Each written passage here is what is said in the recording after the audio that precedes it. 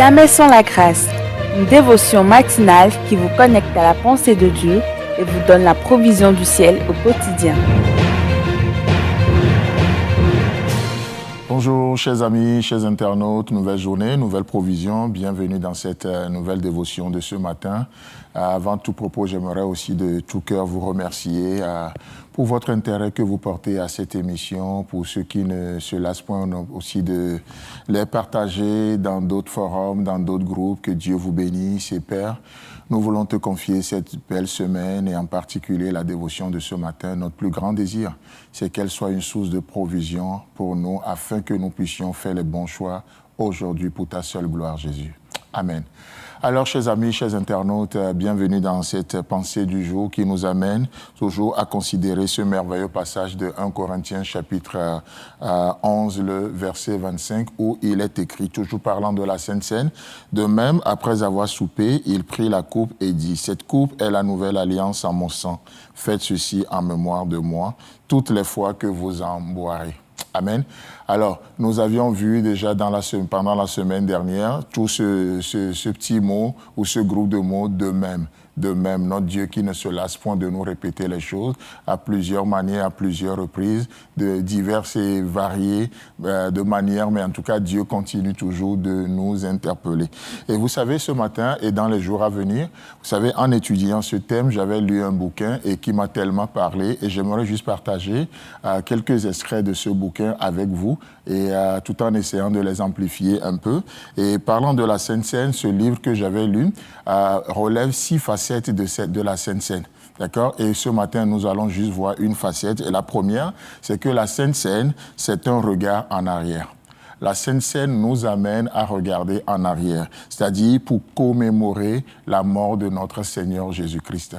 Il est assez intéressant alors que nous sommes dans un monde avide de nouveautés, avide de nouvelles choses, et tout le temps nous sommes portés vers l'avant et rapidement on peut oublier ce qui est en arrière, malheureusement même les bonnes choses. Qu'est-ce qui se passe? Dieu nous appelle à jeter un regard en arrière, de d'où nous venons, de ce qui s'est fait dans le passé, et du coup, en pratiquant la doctrine de souvenir, Dieu établit, il affermit nos pas aujourd'hui. Et vous savez, lorsque nous faisons ce regard en arrière, nous réalisons que la source de cette vie chrétienne que nous détenons ou que nous avons aujourd'hui, la source de cette vie dont nous jouissons, c'est la mort. Parce que Christ était mort pour nous, alors la vie aujourd'hui est possible. La source, écoutez bien ça, la source de notre vie chrétienne, c'est la mort. Et pour cette argumentation, je crois que c'est ce que nous voyons, c'est ce que nous voyons dans 2 Corinthiens chapitre 4. 2 Corinthiens chapitre 4, à partir du verset 10, je lis dans la version parole vivante, où il est écrit « Oui, partout et toujours, nous subissons dans notre corps la mise à mort que Jésus a endurée, mais c'est pour que la vie à laquelle il fut ressuscité apparaisse, elle aussi manifestement dans le même corps. » Nous jouissons de cette vie parce que quelqu'un était mort pour nous. Le verset 11.